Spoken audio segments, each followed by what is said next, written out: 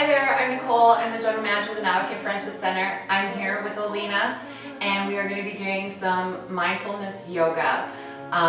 We're hoping to bring you many more sessions like this available on the Navakin Friendship Center YouTube channel, and we're very excited for this. Thank you so much and enjoy. Welcome. I'm just going to change the music a little bit, put some nice mellow music on.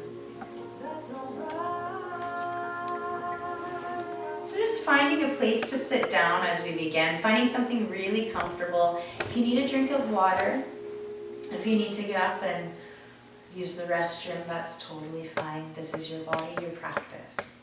And this yoga practice is based on consent and finding what works for you.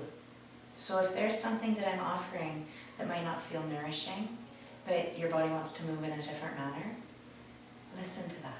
That's what, to me, that's what being mindful is about, is honoring the union of yoga in my mind, body, and spirit, which starts for me with my breath, with noticing where I'm noticing what's connected to the ground. So kind of just coming into a seat and kind of rocking back and forth on your sit bones and noticing what parts, and maybe even running your hands along the parts that are connected.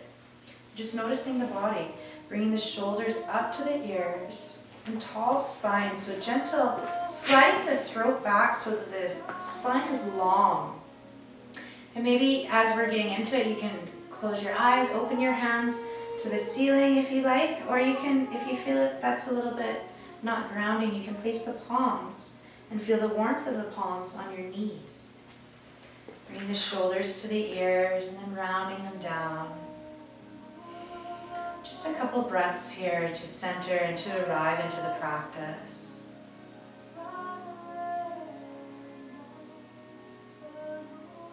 Just noticing how the breath feels as it moves into the body without changing anything, without any judgment, saying, oh, the breath is too short, it's not long enough. Just recognizing it on your next inhale, maybe feeling the expansion, the space that's created inside of the body, just simply by breathing in. Just one more breath here, one more nice deep breath in and very slow breath out. So opening the eyes slightly. Our ribs protect our lungs. Because our lungs, we don't want holes in them, and we want them to be in a stable environment. So our ribs protect our lungs. So if you take your hands and you place your hands, so the bottom ribs, the top ribs are attached in the front as well, but the bottom ribs, they aren't attached, and that's so that they can expand for the rib cage, so for the lungs. And so if you take a breath in, releasing the shoulders down, so relaxing the shoulders and just having your hands here. And breathe in and notice if you can feel that expansion. Sometimes it's nice to close the eyes to really turn inward.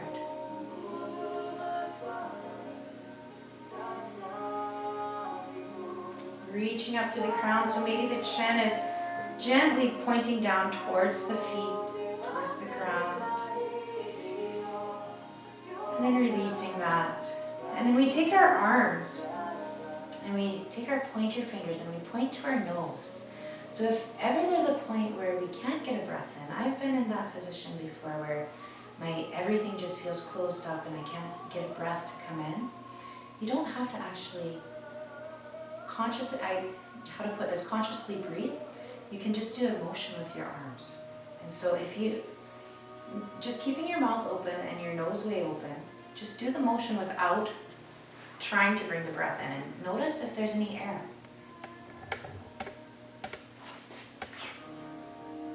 Pretty cool, eh? So if you're in a moment where you can't breathe and your heart rate is starting to not, and you can't get a breath in because it's closed here, you can do this, and it acts as bellows for like what a fire, like to make a fire go. And then eventually, after a few times like this, you can start consciously breathing in and maybe looking up a little bit to the sky and imagining that you're breathing in the whole universe. And then as you exhale, you're releasing your hands down and making a shushing sound out of your mouth, and imagining you're shushing out any doubt, any separation, anything that doesn't serve you. So when we breathe in, We call it breathing in the big me, which is everything. It's the whole universe, because the whole universe lives inside of us with our breath, our life force. And as we exhale anything that doesn't serve us. And so this is a nice practice that I sometimes do at night and in the morning just to wake my body up. It also gives me a little bit of movement. And then exhaling down and releasing that. Maybe shaking the hands out, maybe rocking the shoulders back and forth, kind of doing some twisting here. And shaking out. So that's a little bit of a breathing practice of breathing in the big me and the little me. I find that very, very helpful for myself when I'm going through any changes really, and I'm not able to get that breath in. And then coming to where I put my hand on my belly, my hand on my heart. Just doing a few breaths here until you feel that centering and that grounding. So as you reach up through the spine, you feel the earth supporting and holding your legs, so your legs don't have to hold your calves and your shins. Just closing the eyes and feeling the breath move in all the way down into the lower belly. Your chest is staying down so that you're not pressing forward as the breath comes in. Just feel that breath flowing all the way down. And then as you exhale, maybe you feel a gentle rising up like there's an elevator going up through the center line. That's your core being activated. And exhale, beginning to release. Taking another 3 or 4 breaths here. Whatever serves your body, your choice. And if it feels safe in your body, continuing this breath. Softening the jaw, softening the eyes. Noticing if you can soften your fingers. Maybe the tips of the ears are drawn back so the brow is unfurrowed. And possibly maybe the corners of the mouth begin to turn up as you smile, as the breath moves in. And on your next exhale, making a nice big sigh. Inhaling once again. Holding the breath, maybe drinking in just a little bit more breath. Keeping the shoulders down, and then as you exhale, releasing the arms. Big sighs. And a sigh is telling our body that it's okay to come into the parasympathetic system. That's a natural sound that our body waits for sometimes to say, okay, there we go, we're good. So that's some mindfulness breathing activities, which, how do you feel? I feel very relaxed, very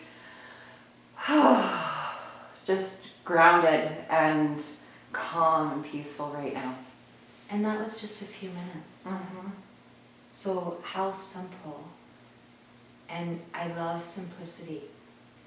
Nothing has to be complicated. If it's complicated, I find it creates stressors for myself. And then we'll get into the stressors and the stress a little bit later in our practices, but there's differences between stressors and stress. And through a breathing practice, like what we just did, most of the time, I'm very human, so there's a lot of times I have to reach out to my teachers and say, hey, what's up? And that's great. That's where actually I find my strength, is when I reach out. I feel so weak when I need to reach out, but as soon as I've reached out, I realize that that's what makes me strong. I feel right now that my breaths are deeper and more filling into my body. So how important is that right now in the times that we're in? It's huge. And then we do a little flow, and I'm going to leave this with you. So you can, and I think it's in the book that I left here too, but I'm going to leave it today because it's super simple, so effective.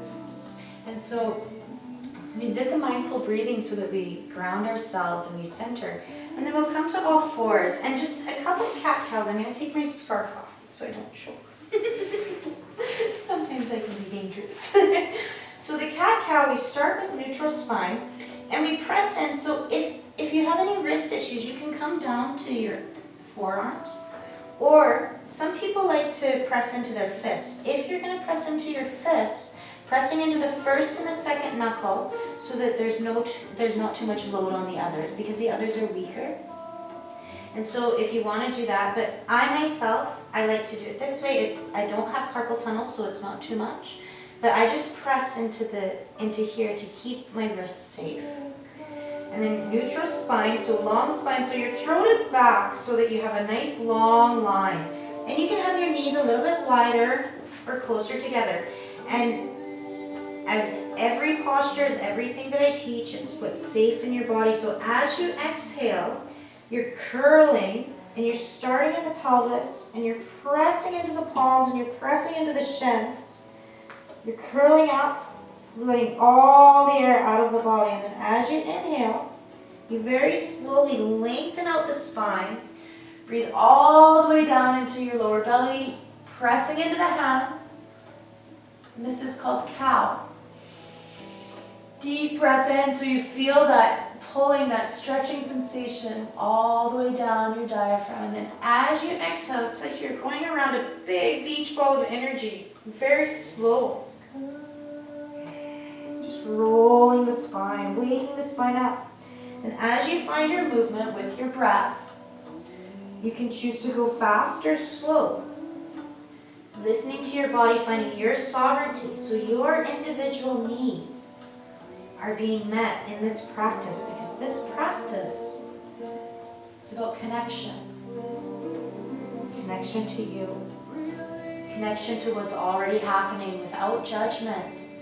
So if there's any grief, if there's any joy, if there's anger, it's all valid. It's all worthy to be acknowledged. And if tears want to flow, that's okay. That's the cortisol releasing from our bodies. So just a few more cat-cows here.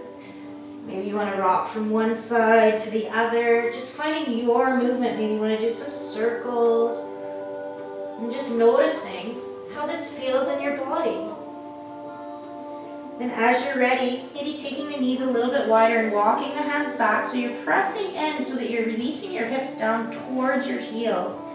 And then coming into what we call a child's pose. So your head is down on the mat. And your arms are stretched way, way out in front of you. Maybe rocking the hips from side to side. And then letting the body just melt down into the ground. Deepest of inhale. Letting the body move with the breath. And feeling the expansion that happens in the back of the body, the space that's being created. And as you exhale, allowing your body to sink heavily into the mat. Heavily into the earth. Mother Earth holding and supporting you.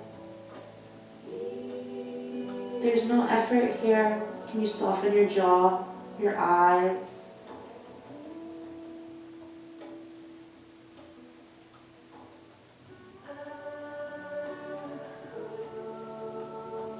As you're ready, very slowly taking a deep breath in and bringing your belly button to the spine, like you're pulling it to the spine like you're wearing a sweater that your grandma knit you a little bit too tight and you put it in the dryer.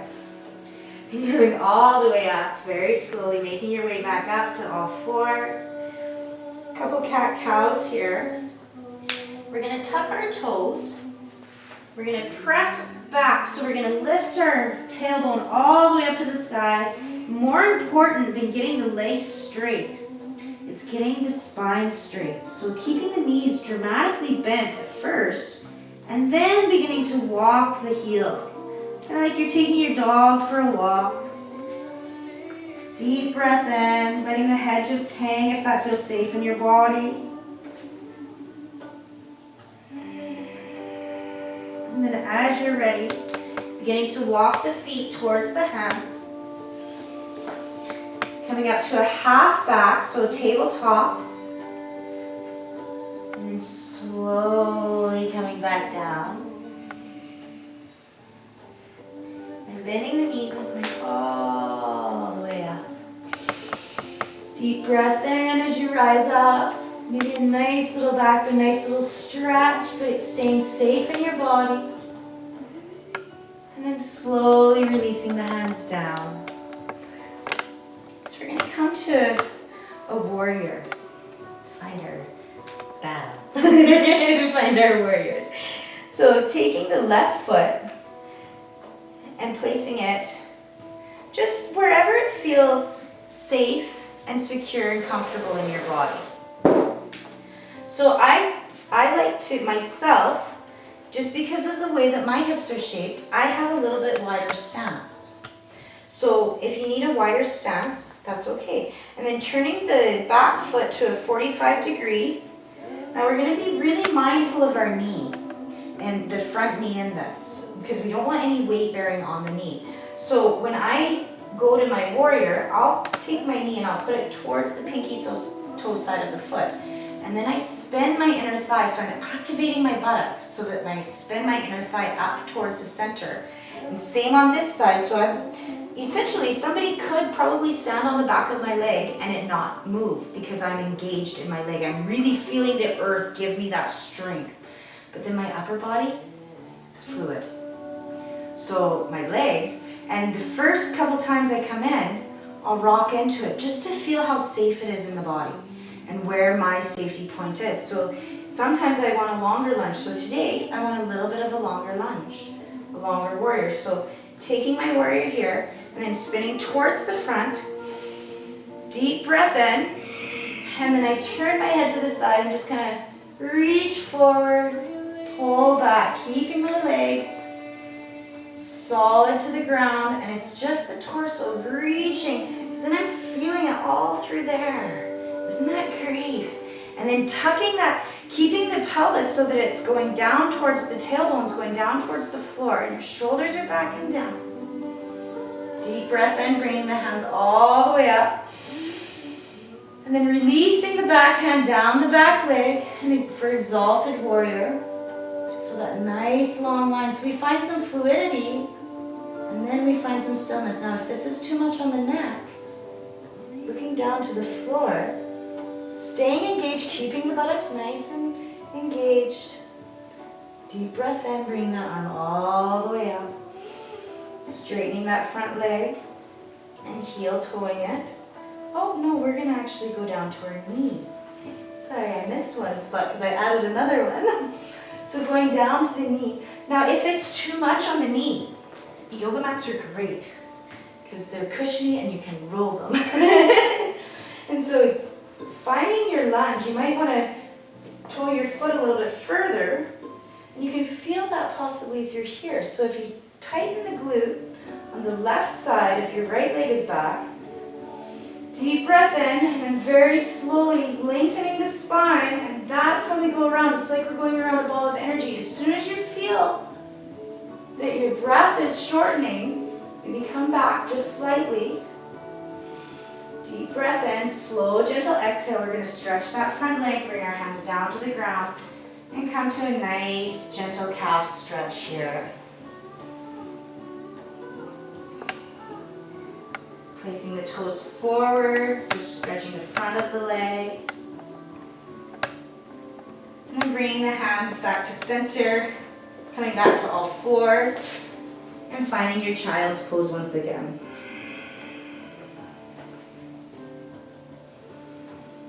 Deep breath in through the nose, feeling the space that's being created as you're in this child's pose. You soften the arms, maybe rock the hips from side to side just slightly so you can really, really melt in. Deep breath in, sighing it out. You can even do horse lips when you're in this posture.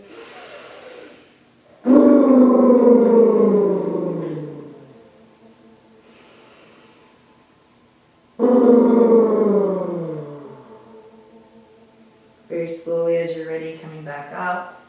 I'm going to do the other side.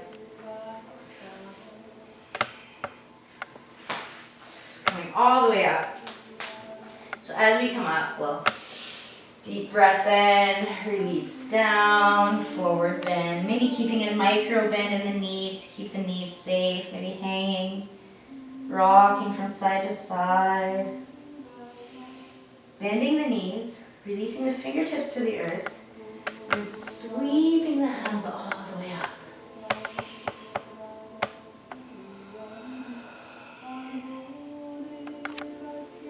And as you're ready, slowly releasing the hands down. We're going to find our warrior on the other side. So we make a T with our foot, and we step that foot off to the side a little bit. And then just finding out where you're stable, where you're most stable in this posture, because sometimes one side to the other is very different.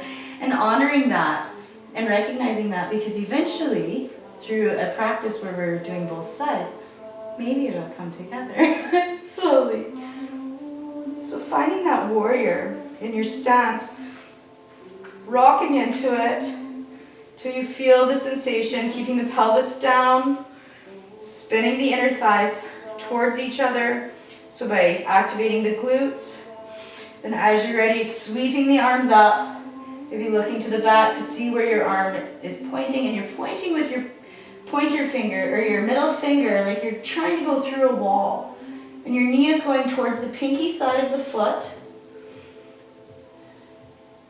And the back leg is very straight and very strong. And beginning to reach with the hands, not the legs. Just reaching with the hands. We're pulling in what serves us, pushing away what we don't need, pulling it in, releasing what doesn't serve. And as you're ready, finding stillness in the posture. Deep breath in through the nose, and then coming to your exalted warrior, releasing the back hand down the back leg, and really squeezing those glutes so you feel that ringing out on the one side and the long line on the other. Maybe checking in with the leg, the front leg, seeing if you're still squeezing the glutes and going over that towards the pinky side. Maybe the neck is a little tired, so you look down.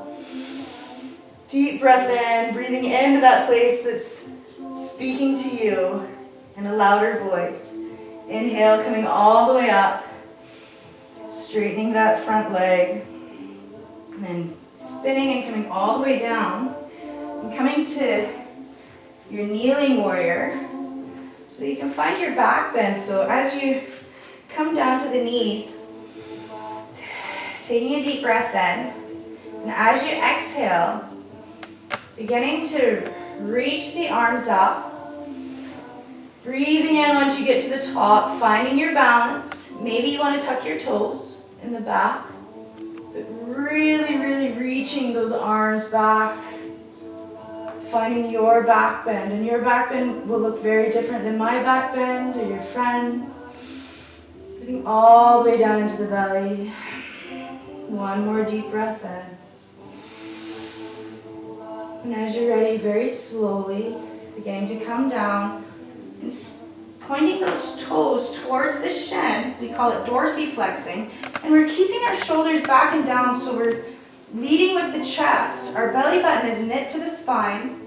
You might be feeling that through the back of your leg. It's a good spot. And then pointing the toes and drawing that hip back. So drawing both hips back, and you'll feel a different sensation possibly. And coming forward, bringing the hands to center, and coming back to finding your child's pose. Rocking the hips from side to side. Deep breath in, sighing it out. Can you relax the shoulders just a little bit more? In this moment, just asking yourself, what is the most nourishing thing that I can do for myself right in this moment? Maybe it's breathing a little bit deeper. Maybe it's softening the toes and the fingers. Maybe it's noticing a thought that isn't comfortable and deciding to change the thought. deciding to think something else. Maybe it's just being still.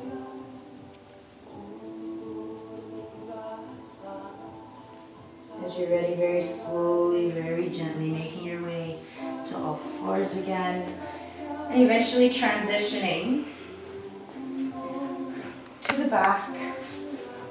I have a couple more just before we go into Shavasana. We just do a bridge. So the bridge, bringing our feet as close to the buttocks as feels comfortable and safe in the body. And we're gonna lift our shoulders up and place them down so like there's a pencil or you're trying to pinch something in the bottom of your shoulder blade. I call it kind of closing the wings, because I think shoulder blades is what holds our wings.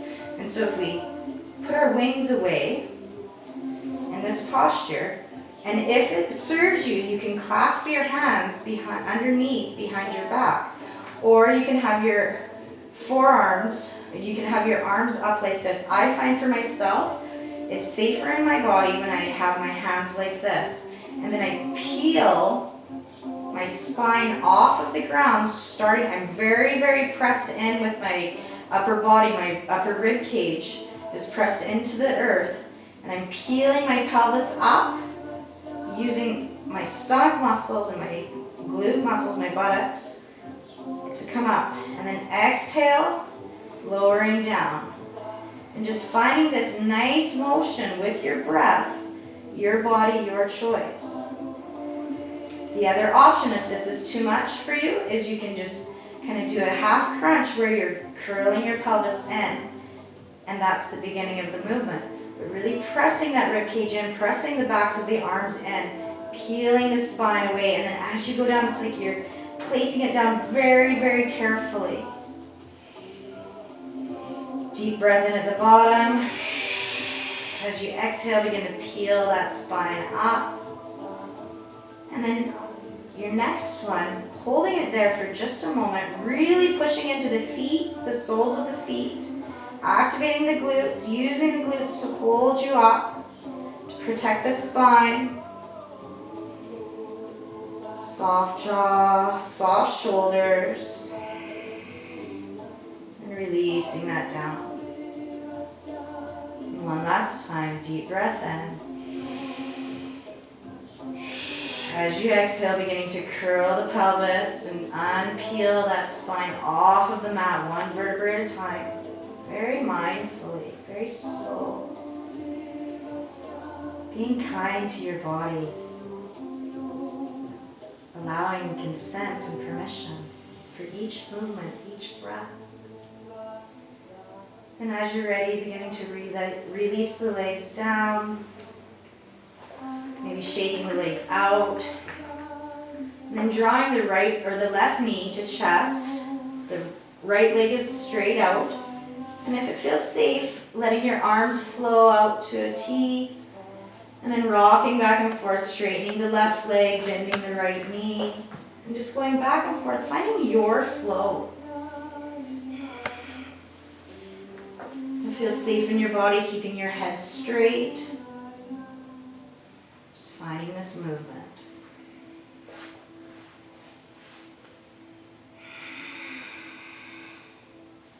And as you're ready, very slowly, very gently, drawing the knees to chest, maybe rocking them from side to side, giving yourself a little massage. And as you're ready, finding your Shavasana. So Shavasana is what we call, it's our relaxation pose. So however your Shavasana looks to you. Sometimes it's laying down, sometimes it's seated and just having a breathing practice. But what Shavasana for me is, it's the union of the practice, it's the completion. So that's why it's translated to corpse pose, because it's a death of a practice and a rebirth of a new moment. That's my interpretation, that's my math, that I've derived from all different places and made my own. And it's so important to recognize the work that you've done in this practice, because there is intention for the practice of mindfulness, of of connection. And that's what we did today. And so Shavasana is about that connection. Just letting the body just come back and realchemize and find that elasticity for the resilience that we need in the mystery that we're living in. Tired of using all the words that the media is using. I'm using the word mystery. Thank you, Teresa Campbell, my teacher, for offering that word to use, because it released a little bit of fear. Because a mystery, it can be many things. And the new normal words and all of those things, I like mystery. The great mystery. So just finding a space, like finding a comfortable, maybe closing the eyes. And just for the last couple minutes, I'm going to read out of a book that I've been reading. And I'll read little excerpts of this throughout these sessions, because I find in my own grief process, this has been very valuable for me. And so I'll just read a little bit here and then I'll close off with it. I just want to say that my chest is feeling wonderful, like it's feeling very light and very relaxed after our session. Simple, gentle.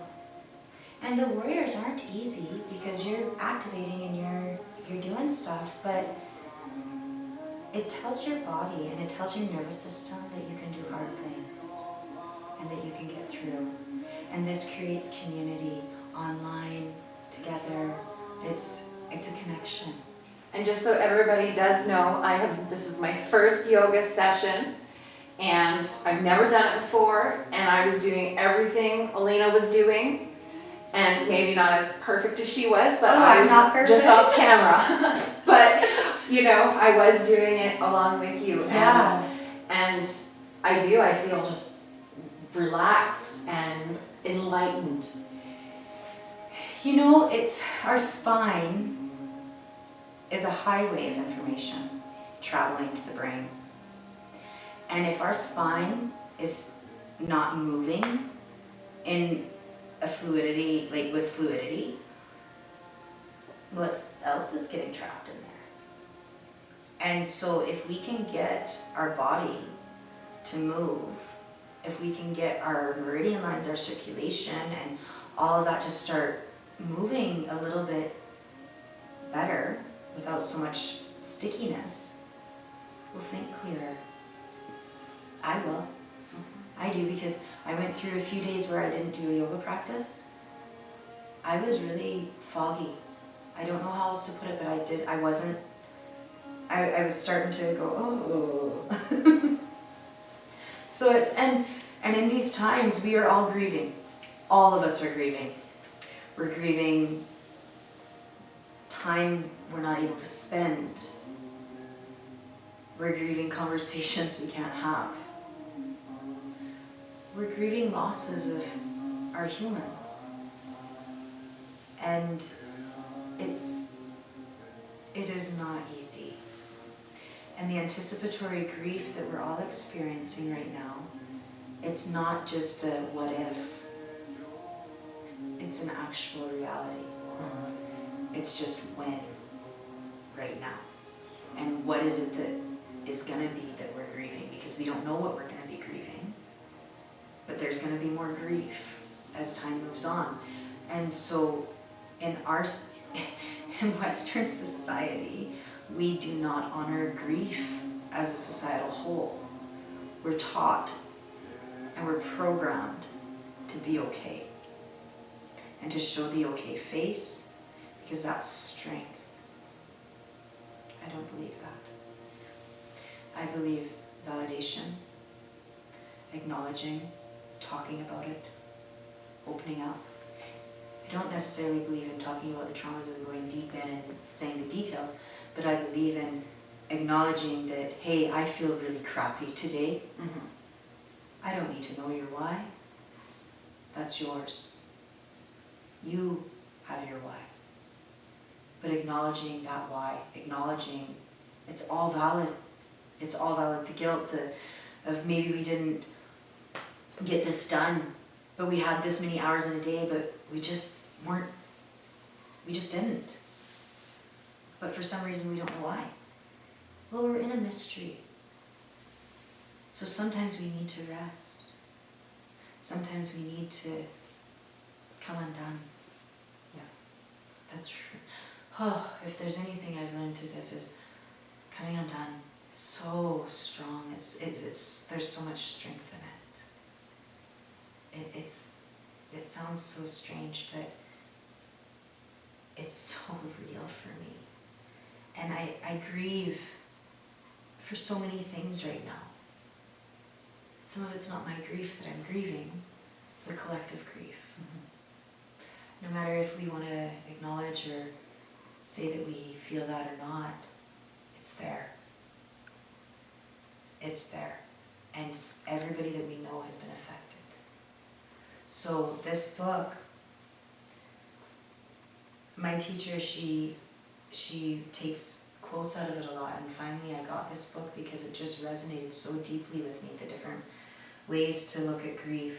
This is not a typical way I close a yoga class, but I think I like the organicness of this. We'll see what it looks like online. I love you all. But grief is what living beings experience when what or whom they love dies or disappears. Grief is not what people feel when they lose what they want, or lose what they want to happen, or when they don't want to get what they think they deserve. This is only disappointment, not the same at all. It's very important not to confuse with grief. Grief is natural. To grieve the loss of what we love is as natural as peeing, eating, singing, dreaming, running, or looking under rocks for bugs to feed your frog. More importantly, grieving is necessary. When there is real loss, grieving should never be avoided or postponed. Grieving is absolutely necessary. Without grief, the world would cease to renew itself. The world would cease to exist. Grief is not a preference. For choosing to not have grief when grief is there, when there is grief, to defer, you end up burdening someone else with having to do your grieving. This makes the world a sick place. I know in myself, when I haven't acknowledged my grief, it's been hard on my family. And then they grieve for me. Mm-hmm. And I noticed that with my mom and dad. They grieved for me many times because I was scared to grieve my own grief. It's amazing how just hearing, re-remembering programming, and it's societal programming, it's cultural, so grief is an obligation to the life one has been awarded, an obligation to life to make more life. To truly and freely grieve as an entire people can revive an entire culture just as much as it can bring life back to an individual. I will stop there. Very well done. Thank you so much for inviting me for this. You're welcome. I feel very honored. And I want to take a moment and honor all of my teachers. And thank you for offering tools that I can share. And I appreciate all the gifts that others have shared. They're special gifts. And the Nawakin for opening up their arms to me. It's